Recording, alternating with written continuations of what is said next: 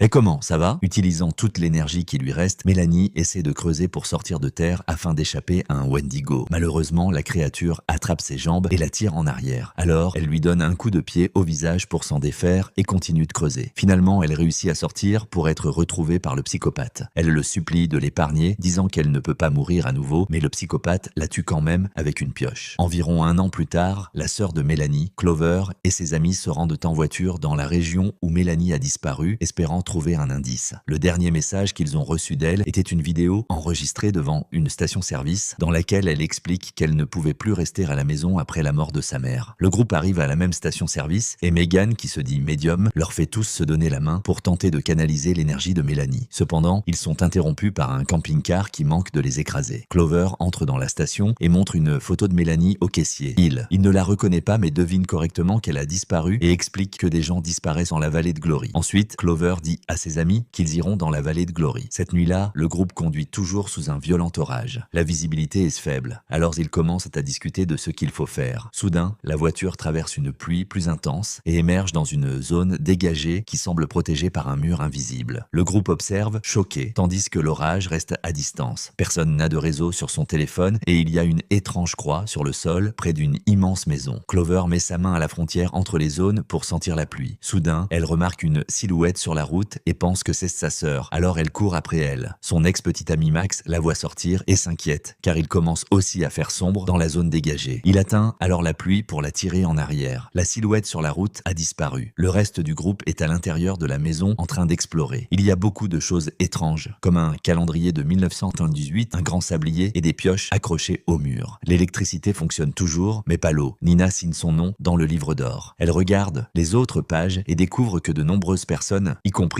Mélanie, ont signé leur nom plusieurs fois. Mais l'écriture empirait à chaque signature. Puis le petit ami de Nina, Abby, trouve un tableau avec plusieurs prospectus. En retirant les publicités, il découvre plusieurs avis de recherche pour des personnes disparues, y compris Mélanie. Cependant, aucun des avis ne contient d'informations. Quand Clover entre, elle voit que le livre d'or s'appelle Vallée de Glory et pense que cela confirme que la silhouette qu'elle a vue était sa sœur. Nina remarque que le sablier a été retourné, mais tout le monde nie l'avoir touché. À ce moment, ils entendent un bruit. Ils regardent par la fenêtre et découvrent que la voiture a disparu. Ils se précipitent dehors et la trouvent sous la pluie, les phares allumés. Mais alors qu'ils s'approchent, la voiture menace de les écraser, alors ils retournent tous en courant à l'intérieur. Megan, Max et Clover décident d'aller voir le sous-sol, une grande pièce à vivre. Il y a des égratignures sur les fenêtres et Max remarque qu'il ne devrait pas y avoir de fenêtres sous terre. Ils trouvent ensuite un téléphone et une radio, mais aucun ne fonctionne. À l'étage, Abby entend un bruit et va voir. Soudain, une lumière s'éteint et Nina appelle Abby qui ne répond pas. Elle part